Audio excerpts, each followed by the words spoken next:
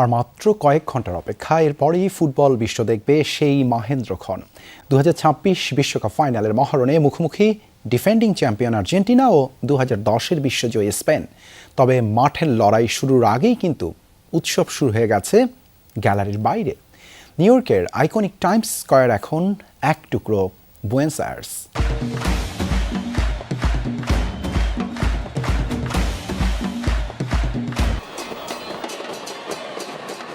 আকাশী সাদার এক মহাসমুদ্র, যেখানে কান পাতলেই শোনা যাচ্ছে ড্রামের গর্জন আর চেনা সব ফুটবল চ্যান্ট। বিশ্বকাপ ফাইনাল শুরুর আগেই নিউ ইয়র্কের টাইমস স্কয়ারে যেন আছড়ে পড়েছে আর্জেন্টাইন সুনামি।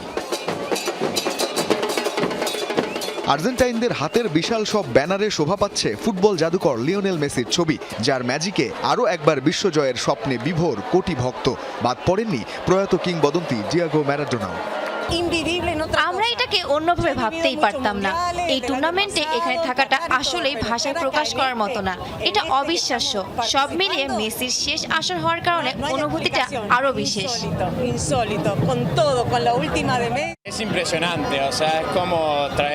এটা সত্যিই চমৎকার। মানে এ যেন বুয়েনোস আয়ার্স বা আর্জেন্টিনার একটা অংশকে এখানে তুলে আনা হয়েছে। এই পুরো দৃশ্যটা দেখা সত্যিই খুব আনন্দের। সত্যি বলতে এটা একটা জাদু।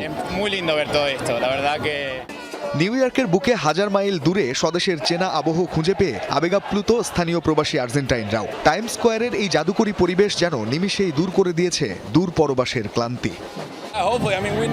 আমরা আসলে আগেই উল্লাস করে অমঙ্গল ডেকে আনতে চাই না, তবে আমরা সেরাটাই আশা করি।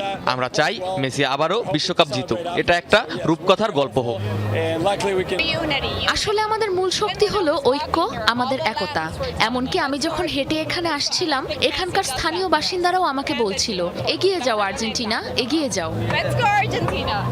শুধু আর্জেন্টাইনরাই নন, টাইমস স্কয়ারের এই নীল সাদা জোয়ারে গা ভাসিয়েছেন স্থানীয় আমেরিকান ও বিভিন্ন দেশ থেকে আসা পর্যটকরাও। মেসির আরও এক বিশ্বজয়ের আশায় আলবিসেলেস্তেরা পুরো বিশ্বকেই যেন গেঁথেছে এক সুতোয়। রঞ্জন শান্ত, যমুনা স্পোর্টস।